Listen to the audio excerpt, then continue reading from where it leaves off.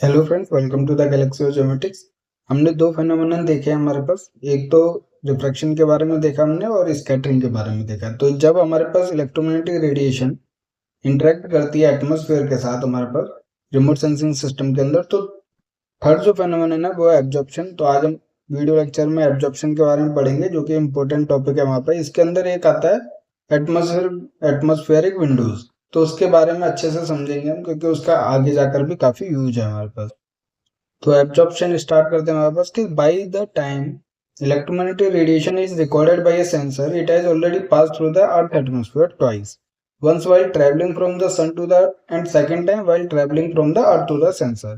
ठीक है, तो ये चीज हम जानते हैं रिमोट सेंसिंग सिस्टम में दो बार हमारे पास इंटरेक्ट होता है रेडिएशन का एटमॉस्फेयर के साथ। तो when light travels through the atmosphere a gradual reduction in its intensity occurs। तो मतलब सेंसर तक पहुंचते टाइम पर उससे पहले ही हमारे पास जो इंटेंसिटी ऑब्जेक्ट के थ्रू रिफ्लेक्ट होती है उसकी इंटेंसिटी रिड्यूस हो जाती है। ठीक है, तो उस रिडक्शन इन इंटेंसिटी को with distance in a medium या एटमॉस्फेयर कहते हैं हम attenuation of light. This attenuation occurs mainly because of scattering and absorption of light in atmosphere. क्योंकि जो यहाँ पे सेंसर अवेलेबल है एटमॉस्फेयर के ऊपर और ऑब्जेक्ट से हमारे पास कोई भी लाइट रिफ्लेक्ट होके वापस जाती है, तो जितनी इंटेंसिटी जो है ऑब्जेक्ट से रिफ्लेक्ट होती है उतनी नहीं पहुंचती है। या तो स्कैटरिंग हो जाता है एटमॉस्फेयर के अंदर, या फिर हमारे पास एब्जॉर्प्शन हो जाता है बाय द पार्टिकल्स और कॉन्स्टिट्यूएंट्स जो अवेलेबल है एटमॉस्फेयर के अंदर। तो ये रिडक्शन इन इंटेंसिटी को क्या कहते हैं, एटेन्यूएशन ऑफ लाइट कहते हैं वहां पर, जो कि जनरली स्कैटरिंग और एब्जॉर्प्शन की वजह से होता है। तो एब्जॉर्प्शन क्या होता है, it is the process by which radiation या फिर radiant energy is absorbed and converted into other forms of energy such as heat और मैकेनिकल एनर्जी। जनरली क्या हीट फॉर्म में चेंज हो जाती है। तो जो रेडिएशन थी हमारे पास, ठीक है, जो ऑब्जेक्ट से हमारे पास रिफ्लेक्ट बैक होके जा रही थी, तो ये जो रेडिएंट एनर्जी है वो हमारे पास किसी भी ऑब्जेक्ट के थ्रू एब्जॉर्ब की जाती है। मतलब कि उसका जो रेडिएंट एनर्जी का फॉर्म है उसको चेंज करके हीट या केमिकल एनर्जी में कन्वर्ट किया जाता है वहां पर। तो उसको क्या कहते हैं, एब्जॉर्प्शन कहते हैं। एब्जॉर्प्शन जो होता है वो वेवलेंथ डिपेंडेंट रहता है, कि वेवलेंथ पर डिपेंड करता है कि कौन सा कितना ज्यादा एब्जॉर्ब होगा। ठीक है, कितनी क्वांटिटी या उसकी जो क्वांटिटेटिव नेचर है वो वेवलेंथ डिपेंडेंट रहता है।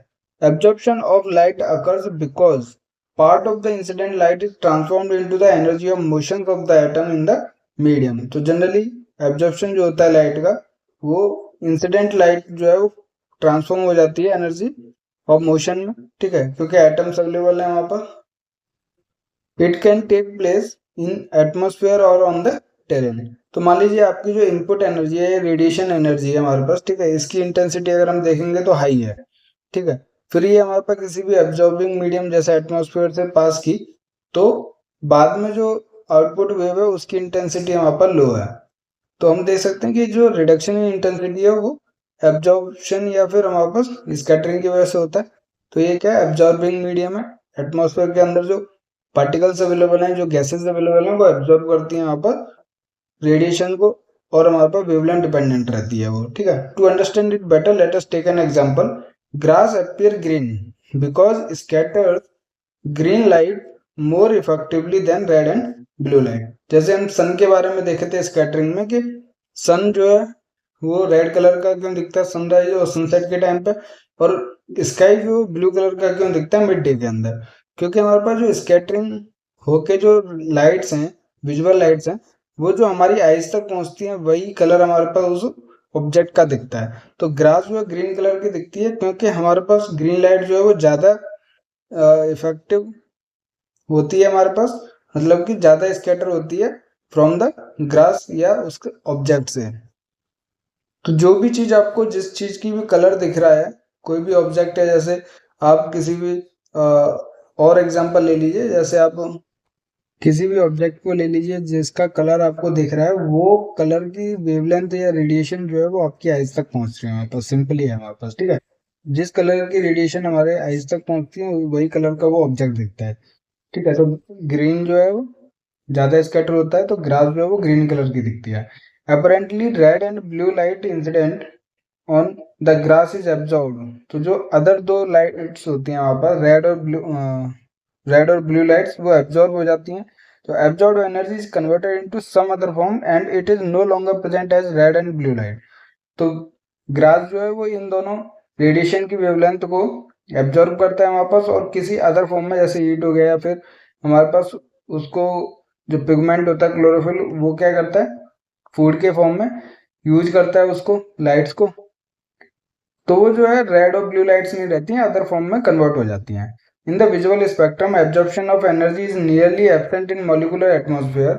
Clouds also absorb very little visual light. Cloud जो है वो बहुत कम विजुअल लाइट को एब्जॉर्ब करते हैं। Both scattering and absorption removes energy from the beam of light. The beam of light is attenuated and we call this attenuation extinction.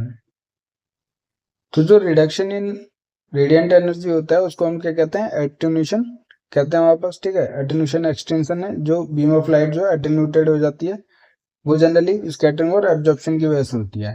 तो there are three main atmospheric constituent which absorb solar radiation. तीन main constituents हैं, एक water vapour है हमारे पास, ठीक है, एक कार्बन डाइऑक्साइड है और एक ओजोन लेयर है हमारे पास। तो ये तीन जो है मेन कॉन्स्टिट्यूएंट है जो एब्जॉर्ब करते हैं सोलर रेडिएशन को। ये याद रखना है आपको। ओजोन गैस क्या है which plays an important role in the earth energy balance, has maximum concentration in the stratosphere. Ozone जो है वो जनरली स्ट्रेटोस्फेयर लेयर के अंदर ज्यादा अमाउंट में प्रेजेंट है at an altitude of about 20 to 30 kilometre. Ozone जो एब्जॉर्ब करता है वो हाई एनर्जी को एब्जॉर्ब करता है। It prevent short wavelength portion of ultraviolet spectrum to transmit through the lower atmosphere. तो हाई एनर्जी है और एनर्जी जो होता है हमने पढ़ा था कि इनवर्सली प्रोपोर्शनल टू वेवलेंथ होता है। फॉर्मूला क्या है, equal to S C by lambda होता है हमारे पास। तो लैम्डा इनवर्सली प्रोपोर्शनल है, तो हाई एनर्जी है मतलब कि वेवलेंथ शॉर्ट है हमारे पास। तो जो शॉर्ट रेंज ऑफ वेवलेंथ होती है जैसे अल्ट्रावायलेट लाइट होती है वो ओजोन क्या एब्जॉर्ब कर लेता है हमारे पास, ठीक है। तो ये जो स्ट्रेटोस्फेयर में अवेलेबल रहता है ओजोन लेयर उसको अल्ट्रावायलेट लाइट को एब्जॉर्ब करता है। कार्बन डाइऑक्साइड का होता है which mainly occurs in lower atmosphere, absorbs radiation in mid and far infrared regions of the electromagnetic spectrum. तो कार्बन डाइऑक्साइड जो है वो जनरली मिड और फार इंफ्रारेड रीजन्स की वेवलेंथ को एब्जॉर्ब करता है। Maximum absorption occurs in the region from about 13 to 17.5 micrometre, जो कि हमारे पास इंफ्रारेड रीजन है, ठीक है। Abundance of water vapor significantly varies with time and location. However, it is commonly present in the lower atmosphere. Water vapor contributes significantly to the absorption of radiation, particularly in several bands in the region between 5.5 to 5.5 and 7 micrometre. 2 नहीं है हमारे पास, 5.5 micrometer और 7 micrometer की जो radiations हैं वो ज़्यादातर absorb की जाती हैं वाटर वेपर के थ्रू। वाटर वेपर जो है वो वेरी करता है टाइम और लोकेशन के साथ। हमारे पास वाटर वेपर है, क्लाउड्स है हमारे पास, ठीक है। तो ये जो तीन मेन कॉन्स्टिट्यूएंट्स हैं जो एटमॉस्फेयर के अंदर अवेलेबल रहते हैं, वाटर वेपर भी अवेलेबल रहता है जो कि वेरी करता है टाइम और लोकेशन के साथ, वो एब्जॉर्ब करता है 5.5 और 7 माइक्रोमीटर की रेंज ऑफ वेवलेंथ को। और मिड और फार इंफ्रारेड रीजन्स को रेंज ऑफ वेवलेंथ को कौन करता है वहाँ पर एब्जॉर्ब, कार्बन डाइऑक्साइड। और जो ओजोन लेयर है वो वहाँ पर हाई एनर्जी को जो रेडिएशंस होती हैं उनको एब्जॉर्ब करता है, मतलब कि जिनका वेवलेंथ कम होता है जैसे अल्ट्रावायलेट लाइट का जो स्पेक्ट्रम है उसको एब्जॉर्ब करता है हमारे पास। It is important to note that here all media show some absorption. Media which absorb all wavelengths more or less equally are said to show general absorption, whereas media which absorb some wavelengths more strongly than others are said to show selective absorption. तो कुछ range of wavelength ऐसी भी होती हैं जो सारी की सारी एब्जॉर्ब होती हैं जो ग्राउंड तक नहीं पहुंचती हमारे पास, ठीक है। तो वो सेलेक्टिव एब्जॉर्प्शन होता है। The ability of medium to absorb energy is measured as the absorptance and is expressed as absorptance का फॉर्मूला सिंपल है, जो इंसिडेंट रेडिएशन होता है उसमें से कितना एब्जॉर्ब किया जाता है रेडिएशन, उसके रेशियो को क्या हम एब्जॉर्प्टेंस कहते हैं। तो absorbed radiation divided by incident radiation को हम एब्जॉर्प्टेंस कहते हैं। From remote sensing point of view, absorption in the visible, near infrared and thermal infrared regions of electromagnetic spectrum is important. तो जो रिमोट सेंसिंग के पर्पज के लिए जो यूज की जाती हैं रेंज ऑफ वेवलेंथ वो जनरली कौन सी होती हैं, विजिबल, इंफ्रारेड और हमारे पास माइक्रोवेव होती हैं। ठीक है। तो उसमें से विजुअल, नियर इंफ्रारेड और थर्मल इंफ्रारेड रीजन की जो रेंज ऑफ वेवलेंथ है ज़्यादातर एब्जॉर्ब होती है, उनको हम यूज नहीं करते हैं रिमोट सेंसिंग में, क्योंकि वो ग्राउंड तक नहीं पहुंचती हैं, वो बीच में ही एटमॉस्फेयर के कॉन्स्टिट्यूएंट्स की वजह से एब्जॉर्ब हो जाती हैं वापस। तो वही एटमॉस्फेरिक विंडो को डिफाइन करेगा वहाँ पर। तो remote sensing point of view से हम किसके ऊपर ज़्यादा फोकस करेंगे? विजुअल लाइट पे, नियर इंफ्रारेड लाइट पे और थर्मल इंफ्रारेड रीजन पे, जो कौन सा पार्ट जो है हमारे पास, कौन सी रेंज ऑफ वेवलेंथ जो है वो एब्जॉर्ब हो जाती है। ठीक है। Significant amount of absorption in visual and near infrared band is basically due to molecular oxygen and ozone, water vapour, carbon dioxide and some other minor gases. Water vapour, carbon dioxide, ozone, methane, chlorofluorocarbons absorb radiation in thermal infrared band. तो जो visual और near infrared region है वो generally ozone, oxygen, water vapour, carbon dioxide, ठीक है, minor gases की वजह से एब्जॉर्ब होता है। और जो थर्मल इंफ्रारेड वाला बैंड है वो water vapour, carbon dioxide, ozone, methane और CFC मतलब क्लोरोफ्लोरोकार्बन्स की वजह से एब्जॉर्ब होता है। तो ये इंपॉर्टेंट है, आपको पैराग्राफ पर नहीं जाना है, आपको नोट्स बनाने हैं और अच्छे से बनाने हैं जो कि इन पॉइंट्स को कवर करता है, क्योंकि यही टॉपिक्स हैं जो क्वेश्चन बनता है हमारे पास गेट एग्जाम के अंदर। ठीक है। तो एज यू नो विंडोज, अब हम एटमॉस्फेरिक विंडो के कॉन्सेप्ट को समझेंगे। As you know, windows are used as a motion for air ventilation and light. Similarly, there are certain portions of electromagnetic spectrum where light can travel through atmosphere with much absorption. The absorption by various constituents in the atmosphere resulting in limited portions of electromagnetic radiation from reaching the earth. Hence, the earth atmosphere is not completely transparent to electromagnetic radiation. For remote sensing, this limits us to portions of EMS electromagnetic spectrum where radiation is not strongly absorbed. This portion of atmosphere is called atmospheric window. जैसा कि हमने पढ़ा है अभी कि कुछ portion जो है, रेंज ऑफ वेवलेंथ जो है एटमॉस्फेरिक कॉन्स्टिट्यूएंट्स की वजह से एब्जॉर्ब हो जाता है। तो हम रिमोट सेंसिंग पर्पज के लिए फुल इलेक्ट्रोमैग्नेटिक स्पेक्ट्रम को यूज नहीं कर सकते, क्योंकि वो अर्थ सरफेस तक पहुंचती नहीं है। जो इलेक्ट्रोमैग्नेटिक रेडिएशंस होती हैं बीच में यहाँ पर एब्जॉर्ब हो जाती हैं। तो जो अर्थ एटमॉस्फेयर वो कम्प्लीटली ट्रांसपेरेंट नहीं है किसी हर एक electromagnetic radiation range of wavelength के लिए। तो रिमोट सेंसिंग पर्पज के लिए जो इम्पोर्टेंट है वो है इलेक्ट्रोमैग्नेटिक स्पेक्ट्रम, जहाँ पर रेडिएशन स्ट्रांगली एब्जॉर्ब नहीं होती है हमारे पास। ठीक है। तो उस पोर्शन को हम क्या कहते हैं? एटमॉस्फेरिक विंडो, क्योंकि वो पार हो जाती हैं, जो भी रेडिएशंस होती हैं वो एब्जॉर्ब नहीं होती हैं उस रेंज ऑफ वेवलेंथ को, जो अर्थ तक पहुंच जाती हैं उसको हम क्या कहते हैं?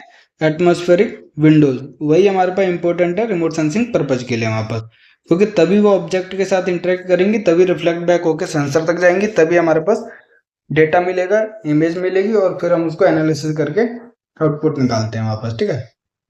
तो position, extents and effectiveness of atmospheric window are determined by the absorption spectra of atmospheric gases. Energy outside the atmospheric windows is severely attenuated by atmosphere and hence can not be effective for remote sensing.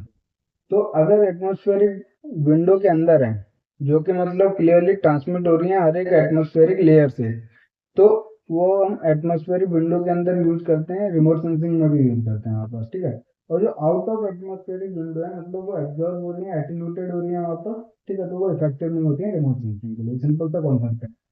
The most important atmospheric windows are visual window.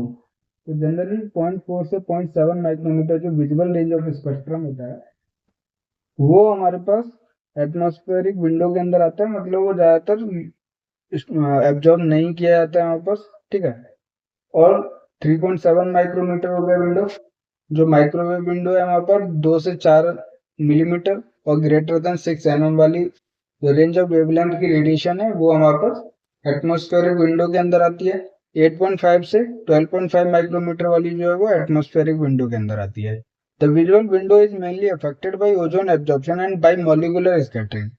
The 8.5 to 12.5 micrometer infrared window is punctuated by the 9.6 micrometer ozone absorption band and is affected by the water vapor absorption.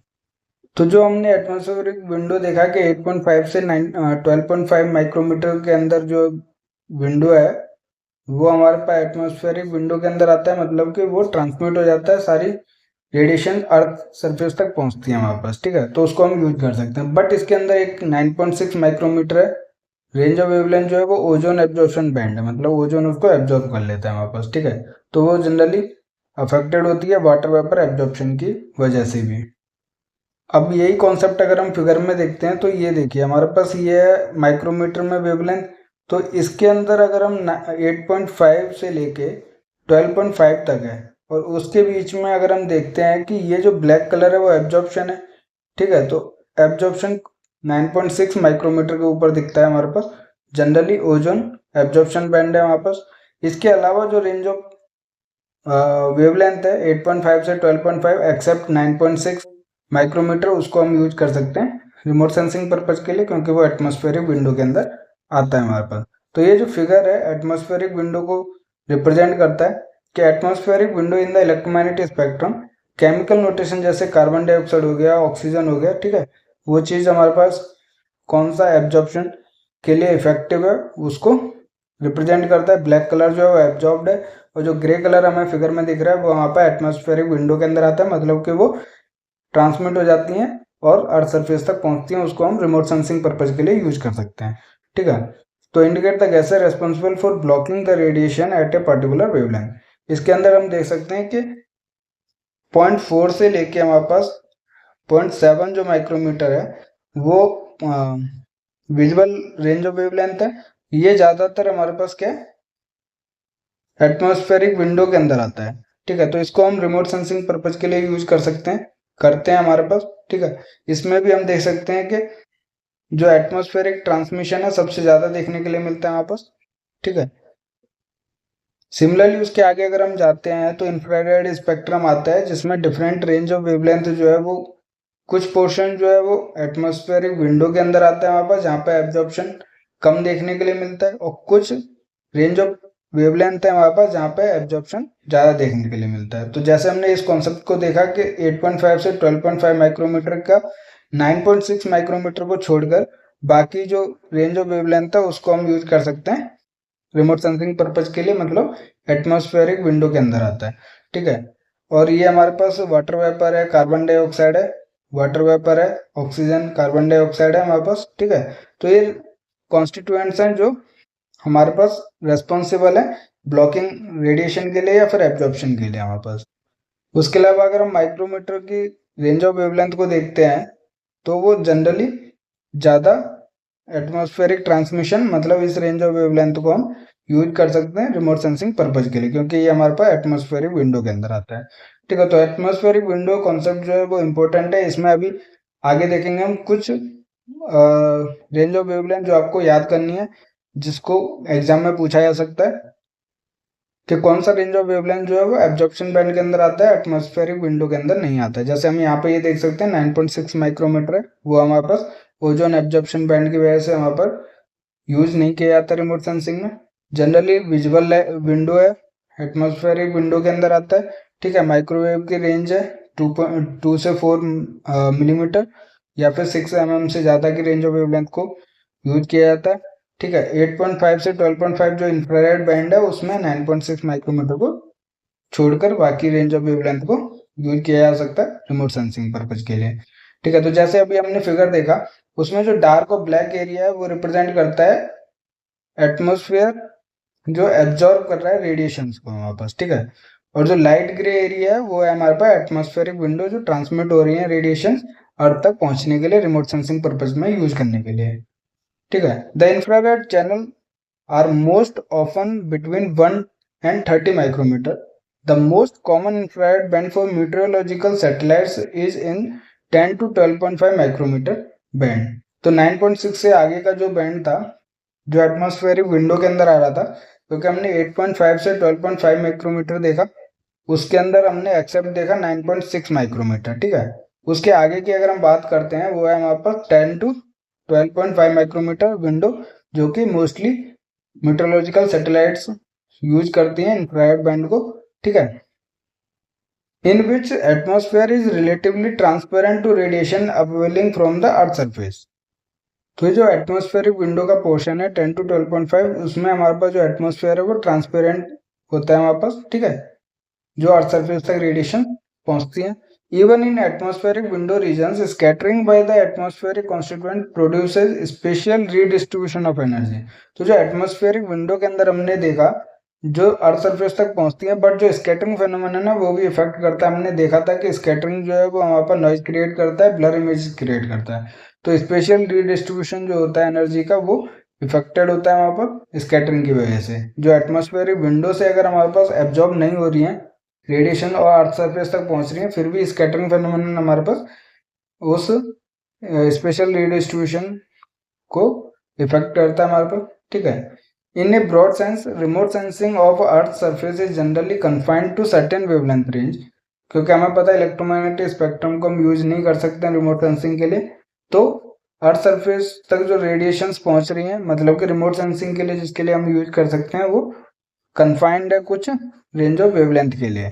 अब हम इस table की बात कर रहे थे जो अच्छे से याद करनी है, क्योंकि इससे ही हमारे पास क्वेश्चन बनेगा कि remote sensing of earth surface with respect to wavelength region. Atmospheric window अगर हम देखें 0.4 से 0.7 माइक्रोमीटर जो विजुअल रेंज है वो एटमॉस्फेरिक विंडो के अंदर आता है हमारे पास। मतलब कि जो रेडिएशंस हमारे पास अर्थ सरफेस तक पहुंचती हैं जिनको हम रिमोट सेंसिंग पर्पज के लिए यूज करते हैं, उसकी टेबल है हमारे पास, एटमॉस्फेरिक विंडो है हमारे पास। ठीक है, तो यूवी लाइट्स हैं जो 0.3 से 0.4 माइक्रोमीटर रेंज ऑफ वेवलेंथ पहुंचती है यहाँ पर, जो ओजोन भी हमारे पास एब्जॉर्ब नहीं कर पाता है। उसके बाद विजुअल लाइट्स है 0.4 से 0.7 माइक्रोमीटर, ये भी हमारे पास एटमॉस्फेरिक विंडो के अंदर आता है। फिर है हमारे पास 0.7 से 3 माइक्रोमीटर जो कि रिफ्लेक्टेड इंफ्रारेड रीजन है। 3 to 5 माइक्रोमीटर है थर्मल इंफ्रारेड रीजन है। 8 to 11 माइक्रोमीटर है थर्मल इंफ्रारेड रीजन है। 1 mm to 1 मीटर मतलब माइक्रोवेव। हमने देखा था सबसे ज्यादा एटमॉस्फेरिक ट्रांसपेरेंसी एक तो विजुअल लाइट्स की पास देखी थी हमने और एक माइक्रोवेव के पास देखी थी। ठीक है, तो ये फुल रेंज है हमारे पास 1 mm to 1 metre. Generally microwave range of wavelength जो है वो एटमॉस्फेरिक विंडो के अंदर आती है और विजुअल स्पेक्ट्रम जो है वो एटमॉस्फेरिक विंडो के अंदर आता है। उसके अलावा रिफ्लेक्टेड और थर्मल इंफ्रारेड के कुछ पोर्शंस जो है वो हमारे पास एब्जॉर्ब हो जाते हैं और एटमॉस्फेरिक विंडो के अंदर कुछ पोर्शन आता है जैसे 3 to 5 माइक्रोमीटर, उसके बाद 8 to 11 माइक्रोमीटर। ठीक है, एक्सेप्ट 9.6 माइक्रोमीटर। तो कुछ रेंज ऑफ वेवलेंथ है जो उस पोर्शन के अंदर भी पर्टिकुलरली ओजोन एब्जॉर्प्शन बैंड जो है उसको रोकता है हमारे पास। तो उसी कॉन्सेप्ट को देखते हैं कि द एब्जॉर्ब्ड शॉर्ट वेव जैसे visual radiation by earth surface is emitted as a long wave radiation infrared band. The complete process is shown in figure. This physical process changes the magnitude, direction, wavelength, polarisation, phase of the electromagnetic radiation. तो जो हमारे पास absorb की जाती हैं earth surface के through visual lights वो emit की जाती हैं as a long wave radiation, मतलब कि इंफ्रारेड बैंड के साथ।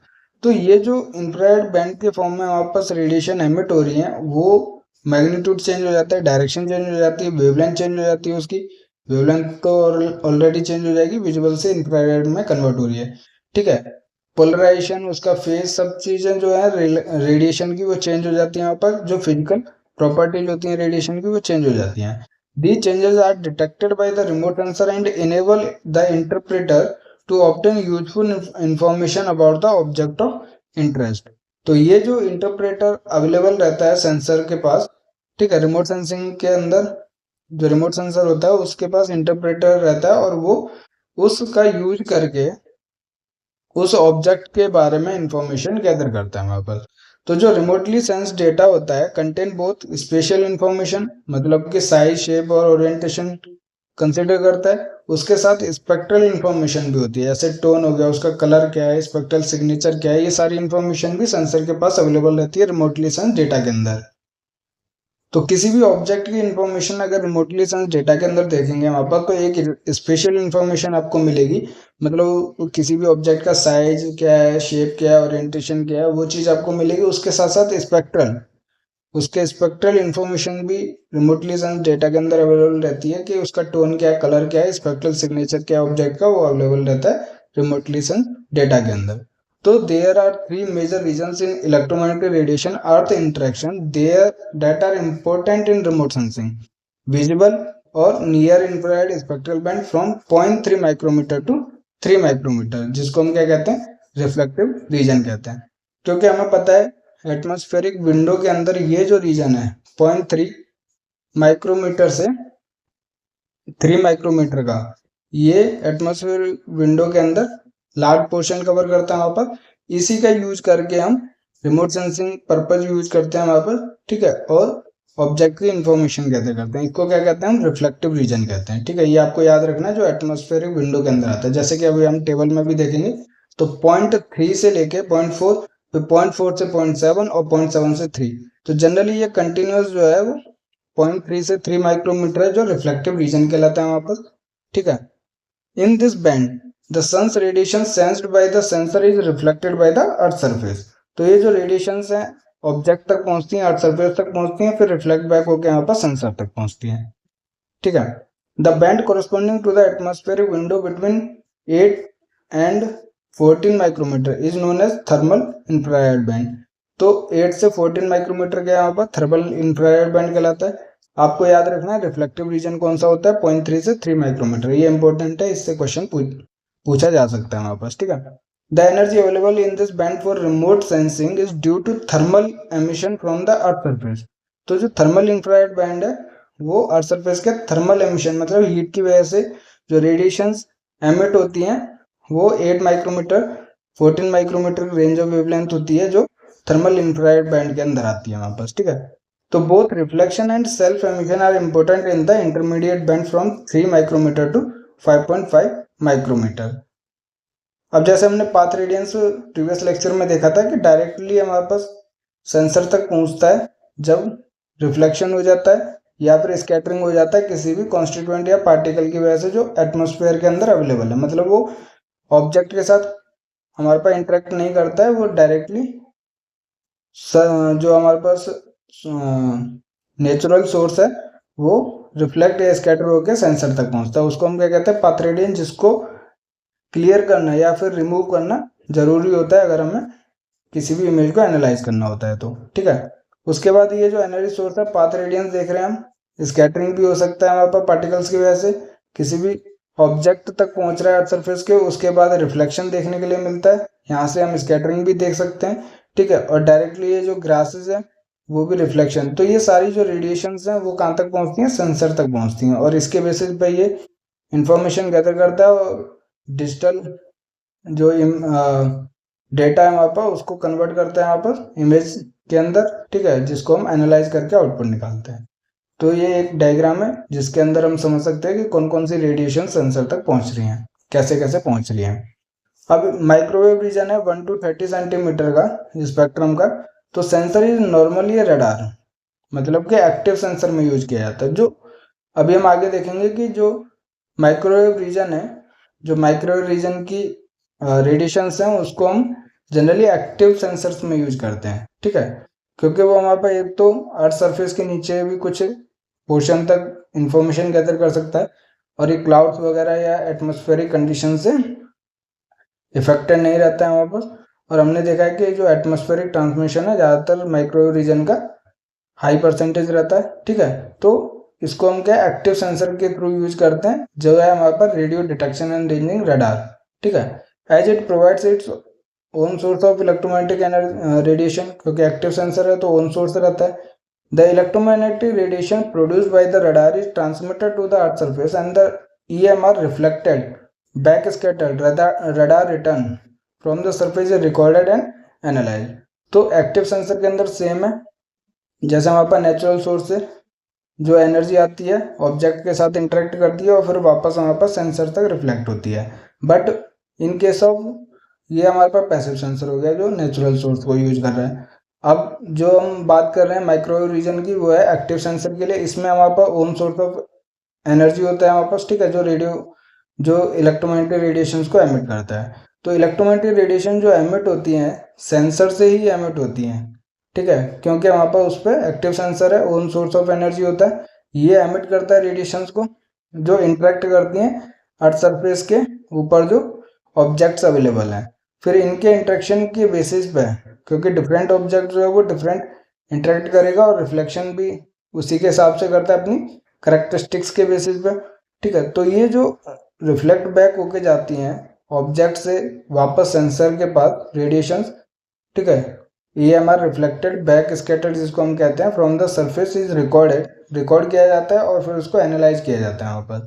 तो माइक्रोवेव रीजन कैन ऑल्सो भी मॉनिटर्ड विद पैसिव सेंसर। तो ऐसा नहीं है कि ये माइक्रोवेव रीजन जो है सिर्फ एक्टिव सेंसर के साथ यूज किया जाता है, इसको हम एक्टिव के साथ मोस्टली यूज करते हैं रडार फॉर्म में, वहाँ पर रेडियो डिटेक्शन एंड रेंजिंग के फॉर्म में। अभी हम इस कॉन्सेप्ट को भी आगे देखेंगे, बट इसको हम पैसिव सेंसर के साथ भी यूज कर सकते हैं वहाँ पर, जिसको हम माइक्रोवेव रेडियोमीटर कहते हैं, which record the radiation emitted by the earth surface and its atmosphere in the microwave region. तो इसको क्या कहते हैं, माइक्रोवेव रेडियोमीटर्स कहते हैं। जो radiations, microwave range of radiations होती हैं, या तो रिफ्लेक्ट बैक होकर वापस नेचुरल सोर्स से ऑब्जेक्ट के साथ इंटरेक्ट हुई, फिर रिफ्लेक्ट होकर वहाँ पर जो माइक्रोवेव रीजन है उसको सेंस करता है, या फिर ऑब्जेक्ट्स के थ्रू जो माइक्रोवेव रीजन है एमिट होता है, उसको हम माइक्रोवेव रेडियोमीटर्स के हेल्प से मॉनिटर करते हैं वहाँ पर। तो इस पूरे कॉन्सेप्ट को हम आगे देखेंगे, माइक्रोवेव से रिलेटेड और हमारे पास एक्टिव सेंसर से रिलेटेड, ये सब हमारे पास आगे की यूनिट्स में आएगा। ठीक है, तो आज की यूनिट में जो था वहाँ पर मोस्टली एटमॉस्फेरिक विंडो की टेबल है जो आपको अच्छे से लर्न करनी है, और उसके अंदर जो कुछ एक्सेप्शनल केस है उनको भी याद करना है वापस। ठीक है, तो आज का वीडियो अगर पसंद आया और कोई भी डाउट है आपको तो आप हमें कमेंट कर सकते हैं, या फिर टेलीग्राम और व्हाट्सएप चैनल पर मैसेज कर सकते हैं, जिसका लिंक जो है वीडियो को डिस्क्रिप्शन में मिल जाएगा आपको। और अगर कोई भी डाउट है तो आप प्लीज़ कमेंट कीजिए। वीडियो पसंद आया तो लाइक कीजिए, दोस्तों के साथ शेयर कीजिए, चैनल को सब्सक्राइब कीजिए, और अपनी गेट ज्योमेट्रिक्स की तैयारी ज्योमेट्रिक्स गैलेक्सी के साथ करते रहिए। Thank you.